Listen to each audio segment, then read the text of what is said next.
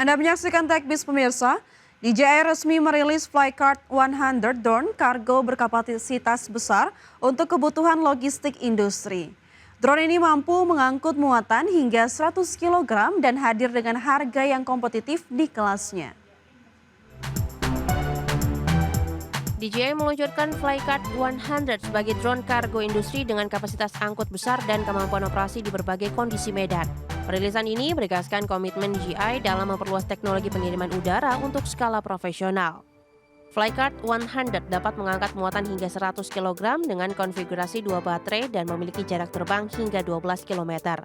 Dalam konfigurasi 1 baterai, muatan maksimal menjadi 80 kg dengan jarak terbang sejauh 6 km. Drone ini dibekali sensor lidar, radar, serta parasut darurat untuk menjaga keamanan selama penerbangan. Flycard 100 memiliki rating ketahanan IP55 dan mampu beroperasi pada suhu antara minus 20 derajat hingga 40 derajat Celcius. Flycard 100 didukung sistem transmisi DJI O4 dan pengendali RC+2 dengan layar 15 inci untuk pemantauan detail. Perangkat ini terhubung dengan aplikasi DJI Delivery untuk perencanaan rute, monitoring real-time, serta koordinasi armada logistik. DJI menawarkan Flycard 100 dengan harga mulai $17.500 hingga $16.700 Amerika untuk paket tertentu di pasar China. Jika dikonversi ke rupiah, harga berkisar Rp264 juta hingga lebih dari Rp350 juta bergantung pada konfigurasi dan aksesoris yang dipilih. Berbagai sumber, iDectional. Pemirsa, Asus resmi memperkenalkan monitor gaming ROG Strix XG27JCG dengan spesifikasi kelas kompetitif untuk gamer e-sport. Monitor ini hadir dengan refresh rate 280 Hz serta panel fast IPS untuk memberikan pengalaman visual yang lebih responsif. Asus merilis ROG Strix XG27JCG sebagai monitor gaming baru yang menawarkan kinerja tingkat profesional untuk kebutuhan e-sport. Perangkat ini dibekali panel Fast IPS 27 inci dengan resolusi Full HD untuk memberikan kejernihan dan akurasi warna yang optimal. ROG Strix XG27JCG mendukung refresh rate hingga 280 Hz dan respon time 1 millisecond gray to gray sehingga sangat ideal untuk game cepat. Fitur ini dirancang untuk meminimalkan motion blur sekaligus meningkatkan ketepatan gerakan saat bermain game kompetitif. Monitor ini mengusung teknologi Adaptive Sync yang kompatibel dengan NVIDIA G-Sync dan AMD FreeSync Premium. Adaptive Sync memastikan tampilan bebas steering, stuttering, serta membuat gerakan gaming tetap lebih stabil dan lancar. Asus menambahkan fitur Game Plus dan Game Visual untuk mendukung optimasi tampilan sesuai kebutuhan pemain di berbagai jenis game. Untuk konektivitas, monitor ini dilengkapi port DisplayPort 1.4, HDMI 2.1 dan port control tambahan lainnya. Asus ROG Strix XG27JCG dipasarkan dengan harga mulai $199 Amerika atau setara sekitar Rp3,2 juta di pasar global. Harga tersebut menjadikannya salah satu monitor gaming berperforma tinggi dengan bandrol yang masih terjangkau di kelasnya. Berbagai sumber, iDectional.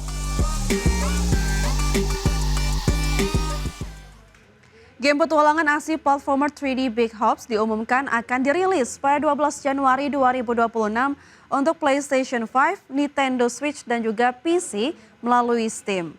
Game ini menghadirkan petualangan karakter katak muda yang berusaha kembali pulang setelah diculik oleh roh penipu. Pengembang Luxshot Game resmi mengumumkan game platformer 3D Big Hops yang akan dirilis pada 12 Januari 2026 untuk PlayStation 5, Nintendo Switch, dan PC melalui Steam. Peluncuran ini menandai hadirnya judul petualangan baru yang fokus pada jelajah dunia luas dan aksi platforming yang dinamis.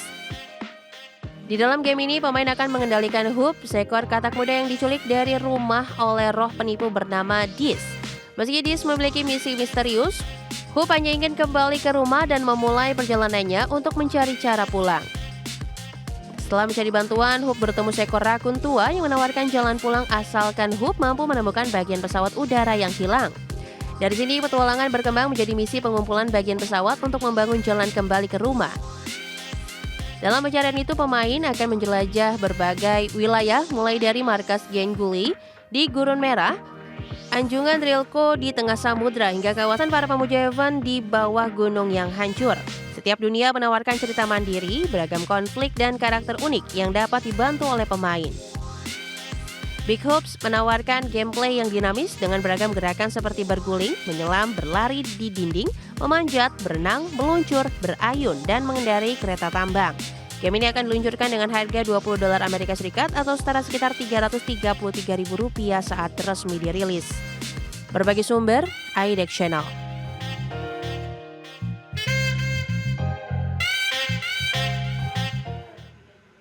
Honda resmi merilis Forza 125 model 2026 untuk pasar Eropa dengan pembaruan warna dan fitur premium.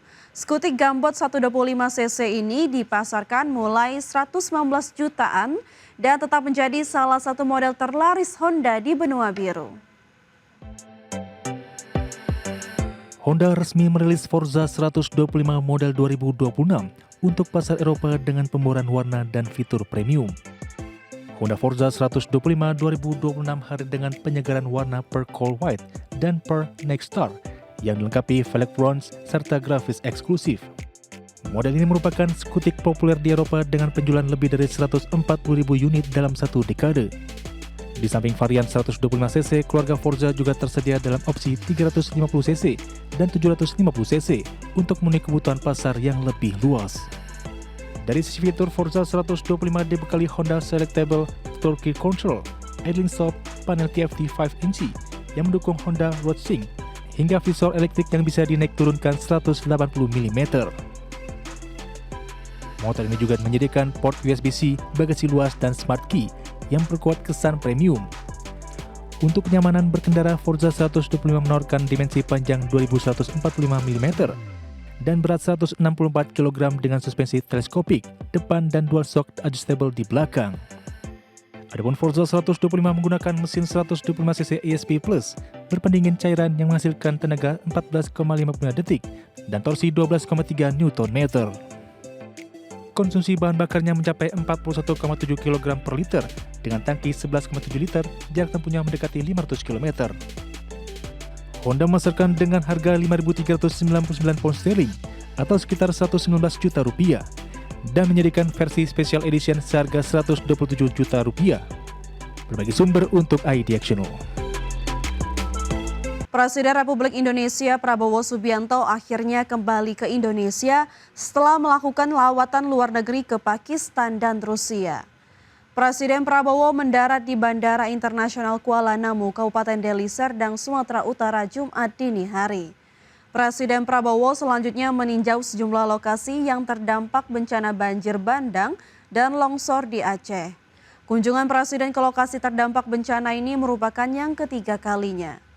Seperti diketahui, sebanyak 52 kabupaten dan kota di Sumatera Utara, Aceh, dan Sumatera Barat diterjang banjir bandang dan longsor pada 25 November 2025. Hampir 1.000 orang meninggal dunia dan ratusan warga dinyatakan hilang. Korban jiwa terbanyak terdapat di Aceh yang mencapai 403 orang meninggal dunia.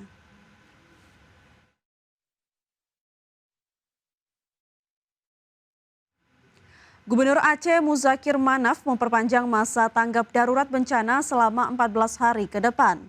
Pria yang akrab disapa Mu'alim itu juga menyebut daerah yang sebelumnya terisolir sudah bisa dikunjungi.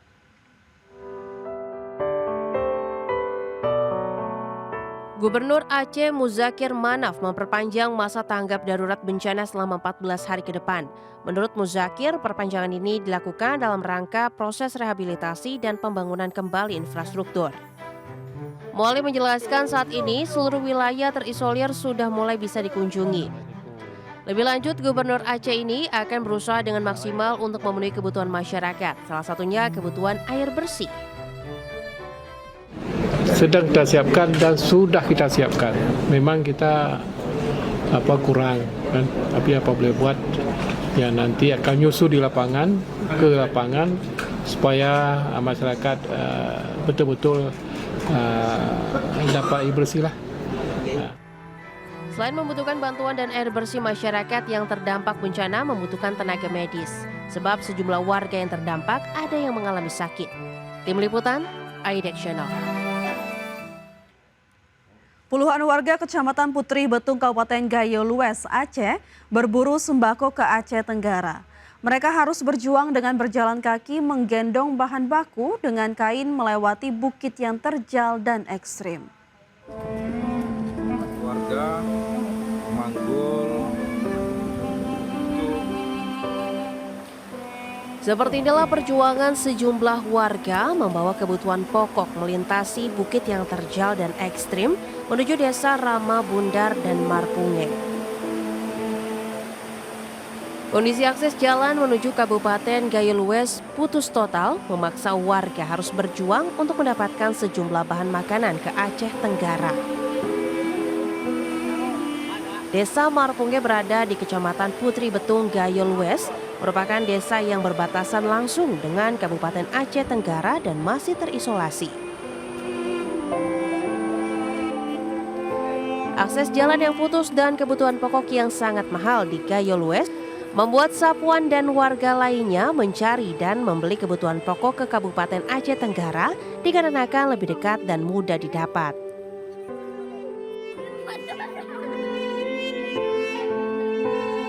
Posisi kami di sana terisolasi, terisolasi. Terpaksa kami ngambil bahan makanan dari Aceh Tenggara. Ya. Kenapa ke Aceh Tenggara, Bang? Lebih dekat Aceh Tenggara, ke Gayo Lues jalannya putus total. Putus total.